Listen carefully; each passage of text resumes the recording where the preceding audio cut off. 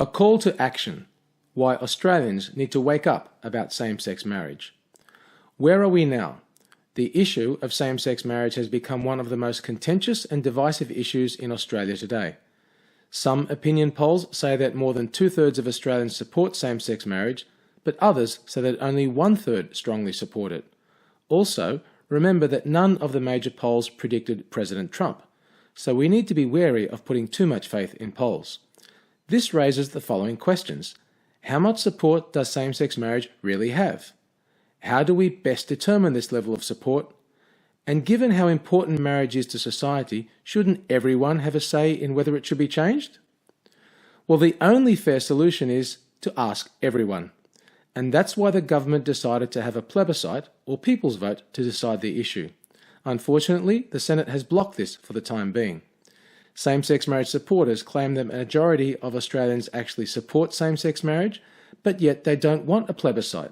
But why? If they are so sure of themselves, what are they afraid of? Why don't they just let the people have their say? Instead, they're pushing for a free vote in Parliament where every MP votes as they choose, rather than as the party chooses. And why are they pushing this so hard? Because their polling of MPs tells them that if a free vote were allowed now, more than 50% of MPs and senators would support legalising same-sex marriage. That's why there's massive pressure to deny the people their say and have MPs vote on it. If this occurs, same-sex marriage will become the law of the land in Australia. So what has really been happening? Well, for several years, the same-sex marriage lobby has been encouraging people in an electorate to directly contact their MP, registering their support for same-sex marriage.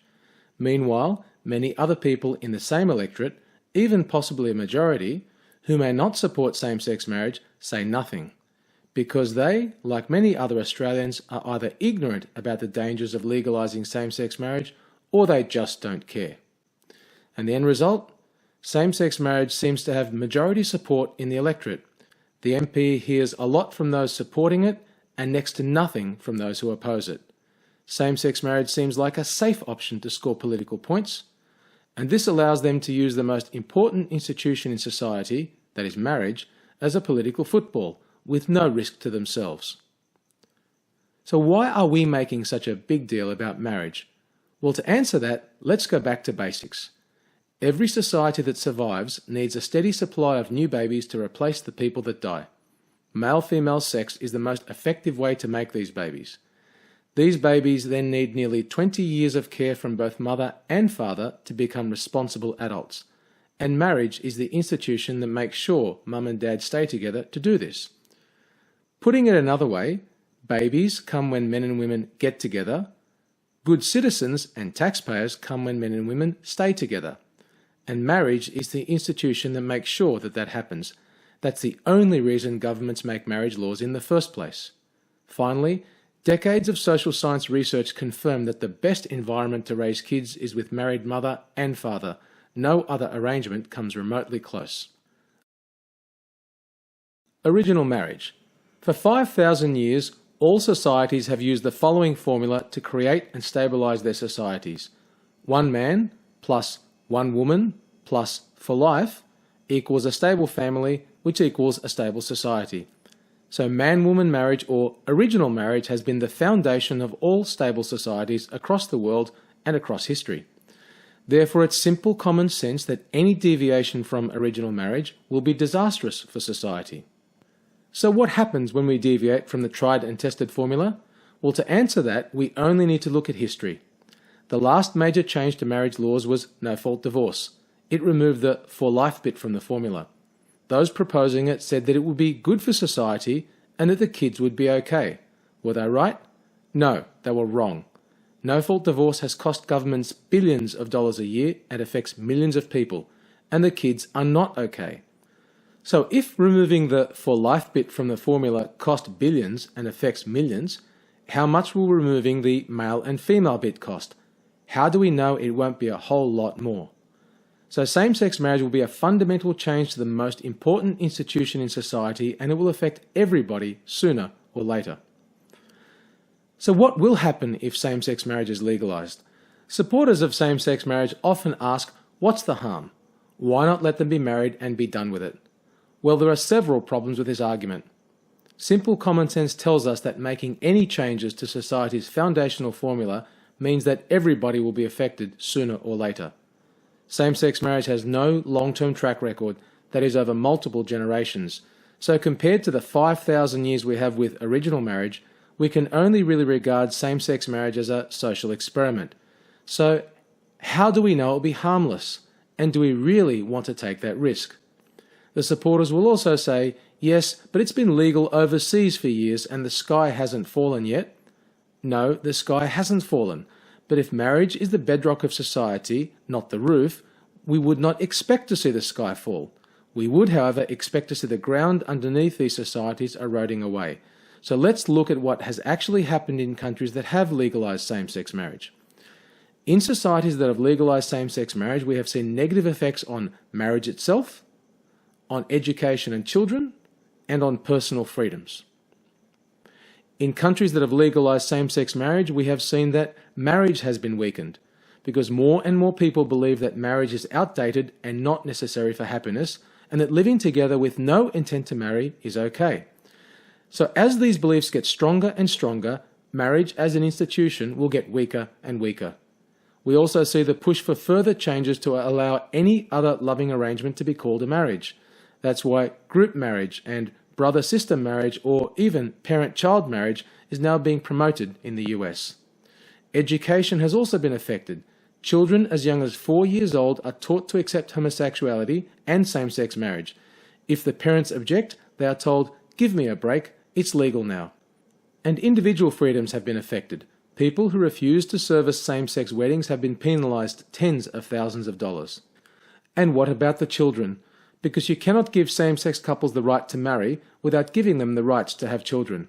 But common sense tells us that they cannot do this by themselves. They need either a surrogate mother or a sperm donor father to create kids. And this means a whole generation of kids will grow up without their biological mother and father by design. Now, besides the fact that science confirms that this is simply not good for kids, we are now beginning to hear from adult children raised by same-sex couples just how deeply affected they were by being separated from their natural biological parents. Now, supporters of same-sex marriage will say, well, many heterosexual marriages end in divorce and that separates kids from parents. Yes, that's true, but divorce is not usually the intention or design when people get married. This is completely different to same-sex parenting, which separates kids from their natural parents by intention and by design.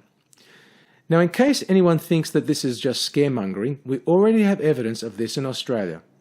We have the Safe Schools program that has been pushing homosexuality and gender theory on children in primary schools without parental consent. The Catholic Archbishop of Hobart was hauled before the anti-discrimination authorities just because Catholic schools decided to teach Catholic doctrine on marriage to Catholic school students. And groups opposing same-sex marriage have been forced to either change venues or hire security guards for their events because of threats and harassment from the gay lobby. Now, if this is happening when same-sex marriage has not been legalized, how much more will this happen if it's made the law of the land? So how do we prevent this from happening? Well, we need to wake up the silent majority who are either apathetic or uninformed on the issue. We need to help them make contact with their MP to register their opposition to same-sex marriage and that it will affect how they vote at the next election. And we need to mobilise a grassroots movement contacting MPs across the country. Bottom line, we make the MPs realise that supporting same-sex marriage is not the safe political option they thought it was. In fact, it could cost them their seat at the next election. So what do we need to do? 3 simple steps. Step 1, contact your local MP by phone, email, or better still, a personal letter telling them that you do not support same-sex marriage. If they support same-sex marriage, you will not be voting for them at the next election, and that you will be telling everyone you know to do the same thing. 2, encourage others in your electorate to do the same thing. And 3, contact people in other electorates to repeat the process over and over. The letters and emails do not need to be long. They just need to come from someone in the MP's electorate, so a name and address is required. Sample letters and MP contact details can be found at thebigdealaboutmarriage.com.au. So the bottom line is all we need is for each one of us to take one simple step and repeat it over and over until the job is done. And when do we need to do this? There's no time to lose. We must act now. The same-sex marriage lobby has been doing this for several years now, and they are way ahead of us. If a free vote is held now, same-sex marriage will become law. Despite this, we can stop this if we're willing to act now.